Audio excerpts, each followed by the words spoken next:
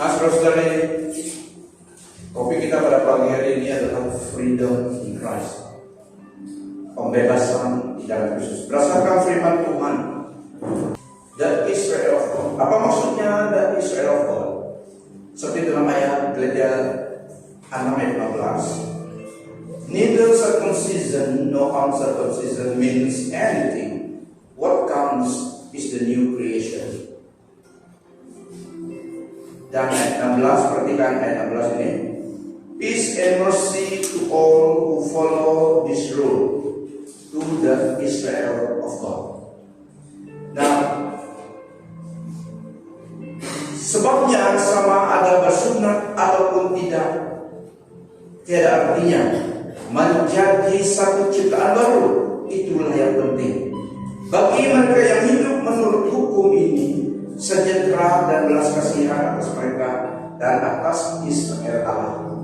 Pengertian Israel Allah ataupun Israel God ini adalah golongan manusia, orang Yahudi yang percaya pada Tuhan Yesus, dan termasuk kita yang bukan Yahudi yang percaya pada Tuhan Yesus. Itulah satu grup kita, Israel Allah. Jadi saudara-saudari kita di dalam pandangan Tuhan dalam Yesus Kristus, kita adalah Israel. Kita bersatu dengan umat Israel, umat Yahudi yang asalnya memang Yahudi, tapi juga mereka percaya pada Tuhan Yesus. Mereka menerima penebusan Yesus. So kita di dalam golongan Israel Allah. Pengertiannya adalah believing Jews and non-believing Jews. Orang Yahudi yang percaya pada Yesus Kristus dan kita yang bukan Yahudi disatukan di dalam satu grup Israel Allah, Kristen, Tuhan Kristus. Oke, dan Israel Allah. Ini maksudnya, jadi kita memiliki identiti Israel Allah. Kita adalah Israel, golongan orang percaya Yesus yang dikumpulkan dalam satu grup, satu identiti dari Israel Allah. Itulah pada pagi hari ini kita akan melihat dalam firman Tuhan bagaimana pembebasan kita dalam Yesus Kristus, the freedom in Christ. Tes kita Galatia 5. Nah, saudara-saudari, isu dalam surat Galatia, Rasul Paulus kepada sidang Galatia adalah the main issue yang pertama. Apakah hanya oleh iman kepada Yesus Kristus sebagai Tuhan dan Juru Selamat untuk keselamatan itu cukup? Dan yang kedua, isu yang kedua adalah perlukah mentaati Old Testament Jewish practices and laws, Taurat Musa, adat istiadat Yahudi? Perlukah itu untuk mendapatkan keselamatan dalam Kristus? Karena masalahnya pada masa Rasul Paulus menulis surat pada sidang Tuhan di Galatia adalah ada guru-guru Yahudi, Jewish leaders yang mengajar, menyusahkan mereka yang baru terima Yesus, terima iman kepada Yesus, yang Rasul Paulus evangelize itu, dan ada orang percaya Yesus, menerima Yesus sebagai Tuhan dan Juru Selamat. So grup ini, tetapi ada guru Yahudi yang dalam kumpulan satu season group yang menekankan Taurat Musa itu mengelirukan mereka. Kamu perlu ikut ini, kamu perlu ikut cara hidup Yahudi dan ikut Taurat Musa dan juga bersunat supaya kamu dapat keselamatan. So ini ajaran yang disebarkan di antara mereka pada masa itu. Jadi Rasul Paulus menulis surat ini pada sidang Galatia, solusinya dengan problem tadi. Rasul Paulus tegaskan bahwa hanya iman kepada Tuhan Yesus Kristus yang menyelamatkan. Ini adalah anugerah Allah. The grace of God, bukan usaha manusia. Karena ajaran yang diajarkan oleh orang Yahudi itu, the Jewish teachers, adalah usaha diri, ikut semua peraturan supaya dapat keselamatan. Tetapi Tuhan Yesus datang, jadi Rasul Paulus introduce the new covenant yang iman kepada Tuhan Yesus Kristus. Apa yang Tuhan Yesus telah lakukan di kawasan itu, pengorbanannya sempurna, tidak perlu ditambah-tambah lagi. Hanya percaya kepada Yesus, pengorbanannya yang menebus, dan itu dapat menyelamatkan seseorang. Jadi tak perlu ikut semua Taurat itu lagi. Karena itu dulu, karena Taurat Musa adalah khasnya untuk Yahudi. The festival sampai hari ini mereka ikut itu untuk mereka karena perjanjian dengan Allah. So tapi kita di dalam Yesus kita bersatu dengan mereka dengan iman yang sama. Tapi pada masa ini mereka dikelirukan karena untuk selamat tidak cukup hanya mencapai Yesus, kamu harus bersunat, kamu harus ikut itu. Jadi Rasul Paulus memberi jawabannya supaya mereka yang baru percaya pada Tuhan Yesus ini tadi jangan keliru, confused dengan apa ajaran yang telah disebarkan. Itulah pentingnya ajaran benar yang disebarkan. Jika seseorang menerima ajaran sesat, ajaran tidak betul, tidak alkitabiah, itu juga yang akan mempengaruhi hidupnya. Jadi Rasul Paulus concern kepada orang percaya yang baru. Dia menulis surat kepada mereka, menjelaskan, menerangkan. Dan juga kamu menerima Yesus sebagai Tuhan Juru Selamat, itulah Allah memberi kamu Roh Kudus. Kamu terima Roh Kudus itu, apakah kamu melalui Taurat dulu? Tidak. Jadi ikulah cara yang baru, jalan Yesus. Jadi implikasinya di sini adalah sirkumsisi atau sunat persunat dari pengertian rohaninya tidak ada kaitannya dengan keselamatan jiwa seseorang. Tetapi di pengertian mereka itu harus sebagai satu spirituality, sebagai satu amalan rohani yang harus diikut. Tetapi dari Yesus tidak itu menjadi amalan. Kamu sudah tidak sunat, itu tidak ada kaitannya dengan keselamatan jiwamu. Kalau kamu mau bersunat untuk kesehatan ataupun alasan yang lain, oke. Tapi itu tidak ada kaitannya menolong kamu supaya kamu diselamatkan atau tidak, sama saja tidak. Oke. Tapi bagi mereka, pengertiannya adalah segala demikian. Bukan literally sunat itu, tapi pengertian rohaninya. Itu identiti mereka yang diselamatkan bagi mereka. Tapi Rasul Paulus jelaskan itu tidak perlu. Yang penting adalah iman pada Yesus. Penebusannya itu adalah anugerah, diberikan, keselamatan diberikan, bukan diusahakan oleh manusia itu supaya selamat. So ini background surat ini. Rasul Paulus menulis, dan kamu menerima Roh Kudus pemberian daripada Tuhan Yesus Allah kepada kamu, karena kamu ikut ajaran yang baru ini, ikut Yesus. Karena kamu percaya pada Tuhan Yesus, jadi Roh Kudus itu dimeteraikan dengan menandai kamu milik Allah, bukan karena kamu ikut Taurat. Tidak. Oke, so ini backgroundnya. Ada kebebasan bagi orang dalam Yesus Kristus. Itu yang centralized untuk consummation message itu, freedom in Christ. Teks kita ke-5 dalam ayat 1 sampai 26. Demi kemerdekaan Kristus telah memerdekakan kita. Demi kemerdekaan, for freedom, Christ has set us free. Demi kemerdekaan, Kristus telah memerdekakan kita. Oleh itu berpegang teguh kepada kemerdekaan yang telah diberikan oleh Kristus kepada kita, dan jangan biarkan diri dibelenggu oleh perhambaan semula. Nah, dari ayat 2 sampai 4, mereka yang mengajar, Jewish teachers itu mengajar supaya golongan ini tadi berusaha untuk dibenarkan di hadapan Allah melalui ikut hukum Taurat. Tapi tidak. Itu adalah kepambaan semula. Dalam Yesus itu tidak perlu lagi. Tidak perlu memikul kepambaan itu lagi. Yesus datang memerdekakan. So tinggal dalam kemerdekaan Kristus. Jadi kita dibenarkan bukan karena ikut Taurat, tetapi ikut Kristus, iman kepada Tuhan. Dengarlah kata-kataku, aku balus bersaksi kepadamu bahwa jika kamu bersunat kelak, tiada berfaedahlah Kristus kepadamu.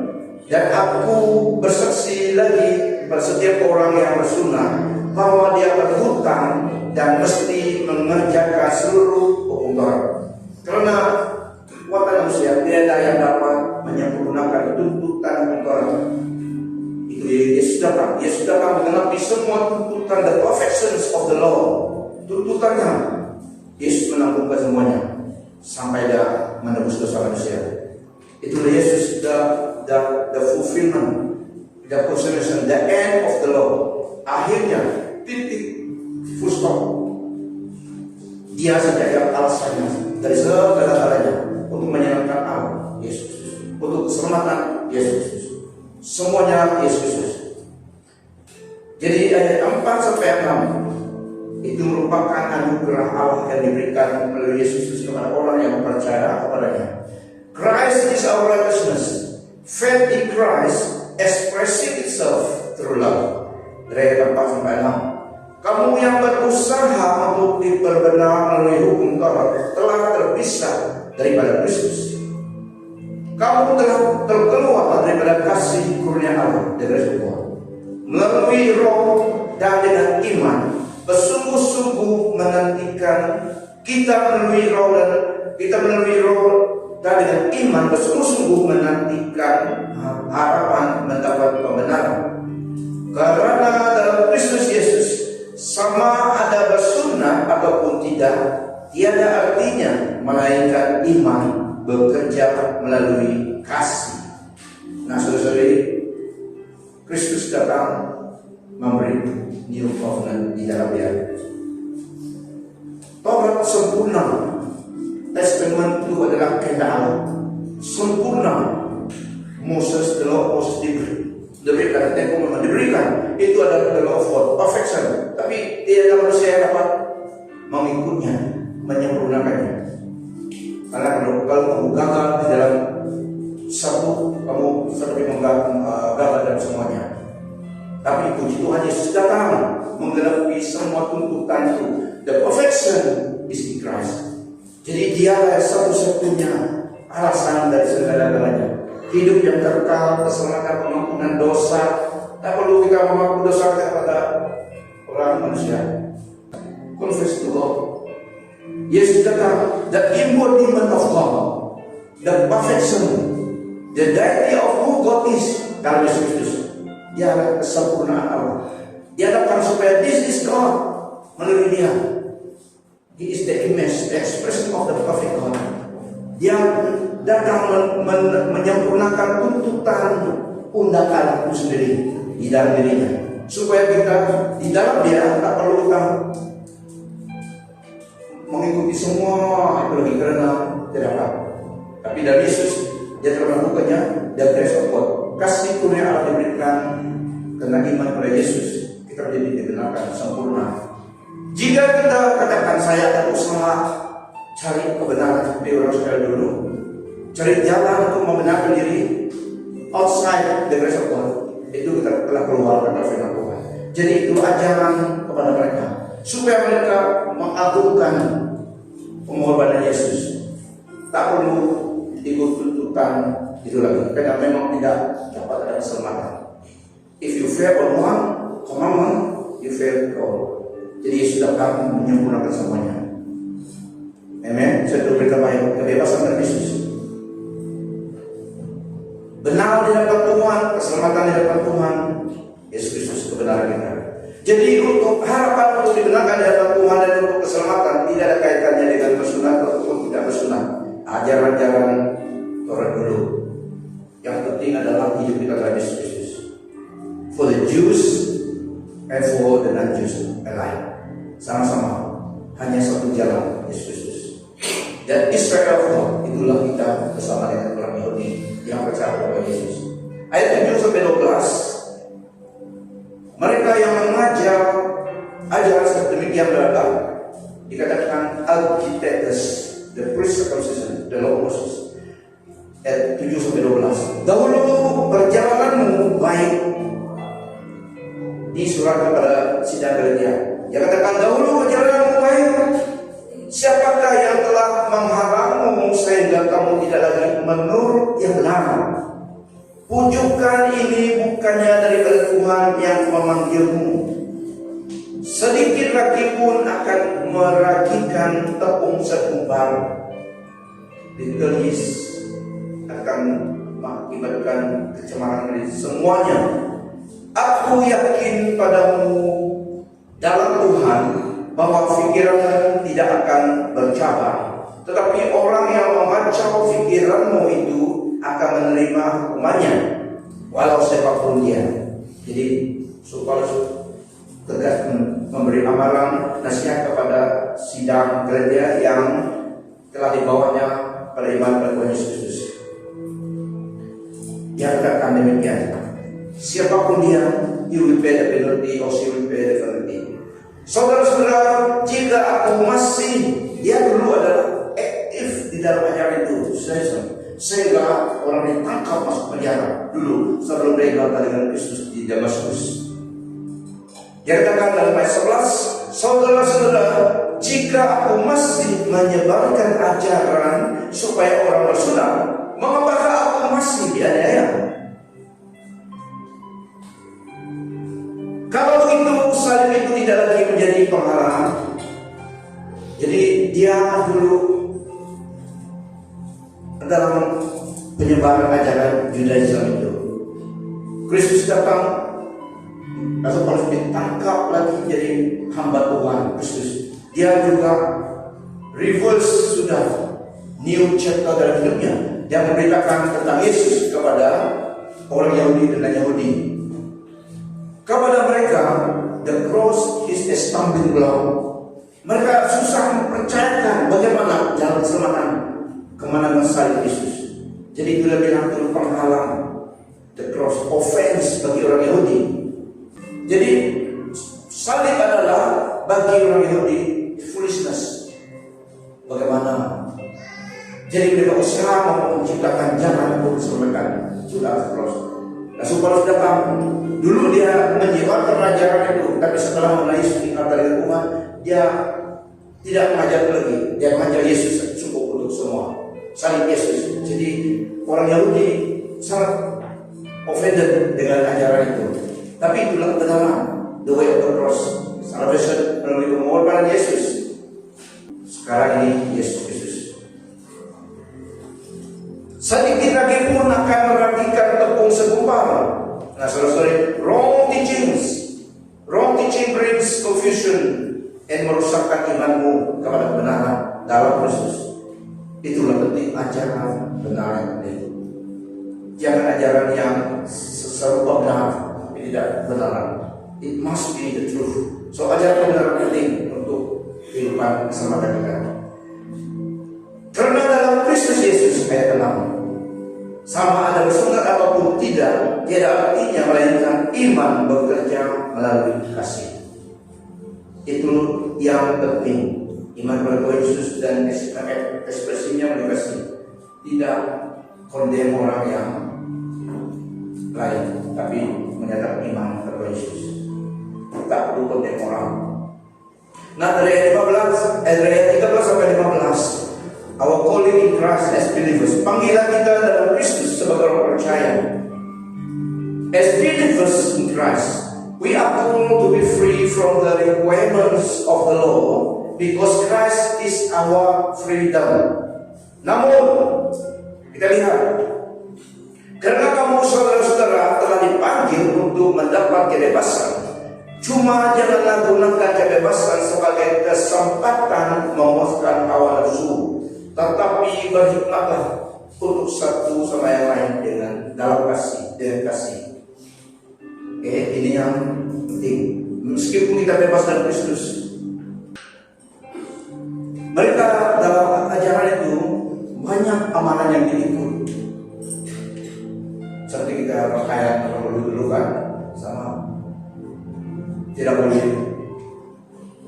makan ini kan itu, tidak boleh pergi ladang kalau burung itu ada bunyi atau burung belang nyihong.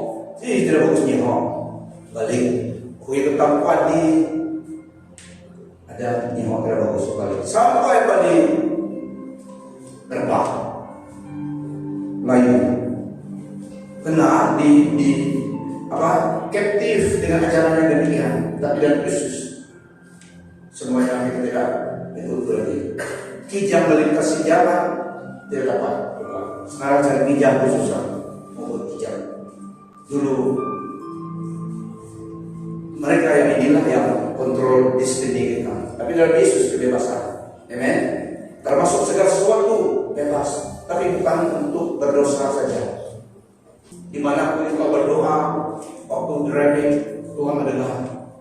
Tidak non-direction. Tuhan omnipresent. Allah kita omnipresent. Sebelum terkata satu kata keluar dari mulut kita, dan tahu Dia ciptakan kita.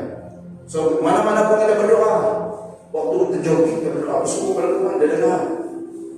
Waktu emergency, save me Lord, sudah cukup. Dia dengar.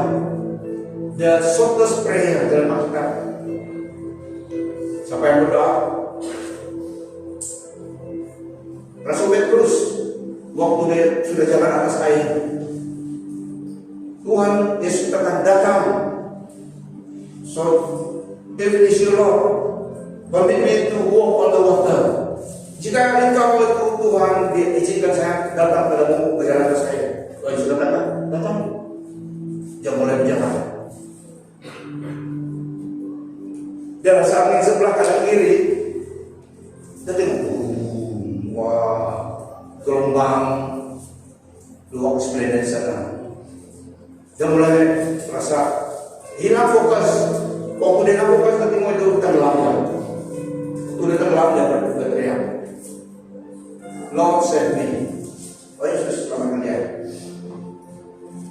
So saudara-saudari, di sini adalah tuntutan hukum, semuanya kesempurnaan yang ditanggung oleh Tuhan Yesus Kristus.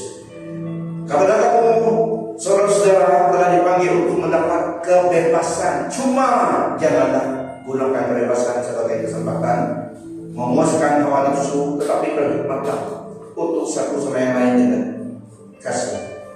Karena seluruh hukum Taurat terlaksana dalam satu ayat, kasihilah sesamamu sebagaimana kamu mengasihi dirimu.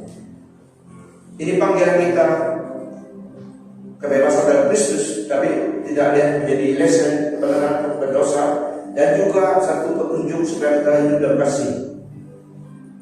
Ada yang tak perlu kita menghakimi yang lain, tapi kita mengasihi mereka.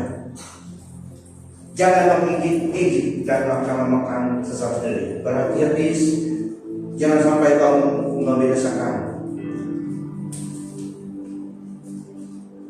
Jadi yang penting adalah iman kepada Tuhan Yesus Kristus. Itulah tidak bergantung kepada keselamatanmu, tidak bergantung kepada yang orang itu bersunat atau tidak. Jadi mereka kalau mereka bersunat itu ikut kemauan mereka saja. Tidak ada kaitan dengan saudara yang diselamatkan. Tak boleh kita bermegah dan menjahatkan orang lain. Kamu belum. Kamu sudah kamu belum. Coba cek.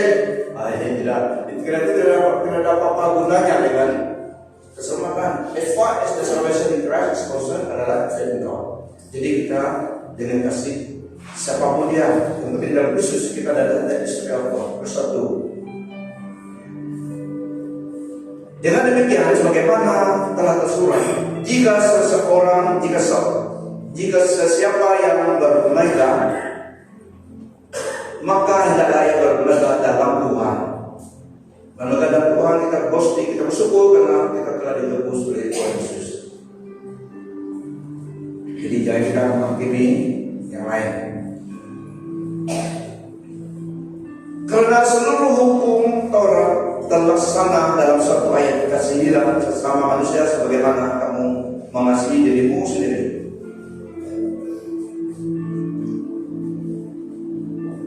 Ayat 18 tadi, the fulfillment of the law. Yesus sudah datang untuk semuanya itu. Seterusnya, Christ is the end of the law. Kristus adalah the end of the law. Dia menggenapi semua tuntutan hukum Taurat. Roma 10 ayat 2 sampai 4. Link dengan ayat itu tadi. Roma 10 2 sampai 4. Aku dapat memberikan kesaksian bahwa mereka bersungguh-sungguh dalam ibadah kepada Allah, tetapi kesungguhan mereka tidak berasaskan pengetahuan yang benar. Orang Israel Yahudi memang usaha, memang mereka ini very zealous untuk ikut patuhi ajaran mereka. Tetapi kesungguhan mereka tidak berasaskan pengetahuan yang benar. Oleh sebab mereka tidak kebenaran yang datang daripada Allah, dan mereka berusaha menegakkan pembenaran mereka sendiri, maka mereka tidak tunduk kepada kebenaran Allah. Kristus ialah titik tamat hukum supaya kebenaran didapati oleh setiap orang yang beriman. Full stop. Jangan full stop. Kristus adalah the end of the law. Kristus adalah titik tamat hukum supaya righteousness ataupun pembenaran didapati oleh setiap orang yang beriman kepada Kristus. Christ is the consummation of the law, so that there may be righteousness for everyone who believes. Kristus adalah titik tamat hukum supaya pembenaran didapati oleh setiap orang yang beriman. So ada kebebasan. Yang penting kami mengenal Tuhan bersama Yesus. Tidak banyak amalan. Kita hanya harus ikut ajaran Tuhan Yesus. Tidak perlu buat ikut protokol ajaran manusia yang tidak dapat kita ikut semuanya. Tidak perlu untuk sama kita, tapi ikut Torah Tuhan, the law of God dalam Yesus Kristus. Galatia 5 ayat 15. Tetapi jika kamu gigit menggigit dan makan sama sendiri, jadi supaya kamu saling mempertikaikan. Oke, sejaman itu. Tetapi janganlah lakukan apapun karena kepentingan diri sendiri atau keangkuhan. Dalam kerendahan hati biarlah setiap orang menganggap yang lain lebih tinggi daripada dirinya. Humility antara orang percaya. Filipi 2 ayat 4. Dan janganlah tiap-tiap orang hanya memperhatikan kepentingannya sendiri, tetapi kepentingan orang lain juga. So ada humility dan tidak selfish, tetapi sama dalam tubuh Kristus. Jadi lebih lagi kita esteem others than us. Sama nilai, sama value-nya kita di hadapan Tuhan. Sama-sama kita telah ditebus oleh Yesus. So mendorong satu sama yang lain mengikuti Yesus. Tidak menghakimi. Tidak menghakimi bukan artinya kita tidak dapat menegurkan saudara kita, tidak. Menghakimi itu tidak seperti menegur pasti. Itu antara kita dengan Tuhan Yesus, mendorong satu sama lain dalam iman. Sebagai orang Kristen, this is how to conduct our lives. Mengenai iman Kristen kita dan hubungan antara sesama kita. Soalnya ini Galatia 5 16 sampai 18. Aku berkata, melangkahlah menurut roh. Melangkahlah menurut roh, melangkahlah oleh pimpinan Roh Kudus, maka kamu tidak akan memuaskan keinginan sifat kami ataupun sifat dagingmu. Karena keinginan kami manusia menentang roh dan roh menentang keinginan kami manusia. Kedua-duanya berlawanan supaya kamu tidak melakukan apa yang hendak kamu lakukan. Tetapi jika kamu dipimpin oleh roh, kamu tidaklah di bawah hukum Taurat. Roh Kudus memimpin kita ikut Kristus berdasarkan firman Tuhan. Berdasarkan firman Kristus, tidak kembali kepada amalan istiadat lama.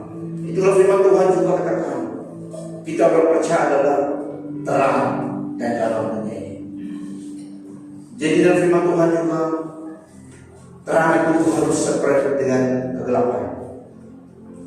Jika kita spiritualize-nya, application-nya dalam implication rohani, tidak adalah orang percaya sepertinya terang.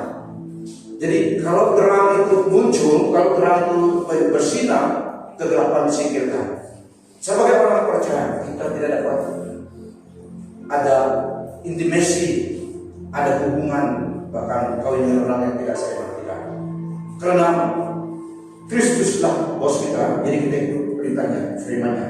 Jadi kita tidak diam sebagai terang di dalam dunia ini. So terang tidak dapat bercampur kegelapan. Terang itu bersinar, kegelapan singkirkan. Amen. Itu gambarannya.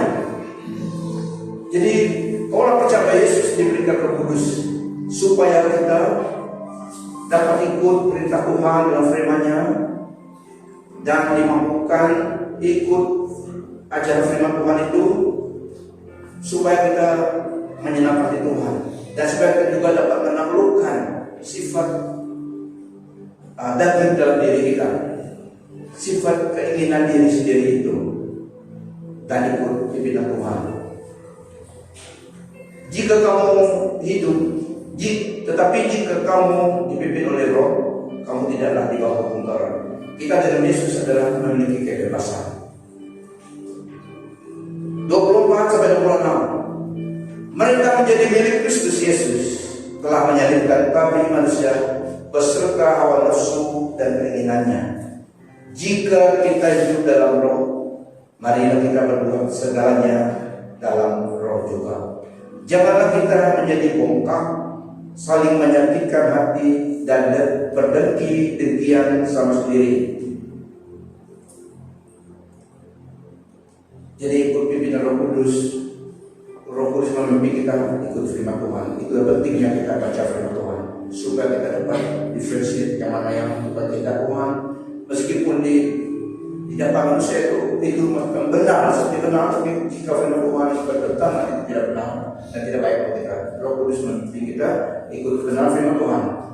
Itulah tanggung jawab kita, renungkan firman Tuhan siang dan malam, kata firman Tuhan, supaya kita mengetahui isinya di Bapa kita dalam firman-Nya. Roh Kudus memimpin kita dalam pimpinannya mengikut firman Tuhan. Ayat 19 sampai 23 adalah kedua sifat yang bertentangan, the two natures.